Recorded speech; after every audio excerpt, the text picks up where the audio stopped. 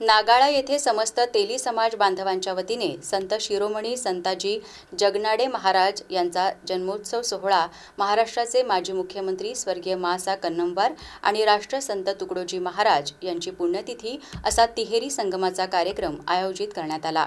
गावातील ज्येष्ठ व्यक्ती भजनात तल्लीन झाले होते। महिलांनी डोक्यावर कलश घेऊन गावातून शोभायात्रा काढली।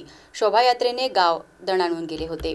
सदर कार्यक्रमाला विदर्भ तेली समाज महासंघाचे उपाध्यक्ष गंगाधर कुनघाडकर, आशिष देवतळे, प्रमोद धोडरे, विनोद आंबटकर यांच्यासह पदाधिकारी, गावातील नागरिक उपस्थित होते।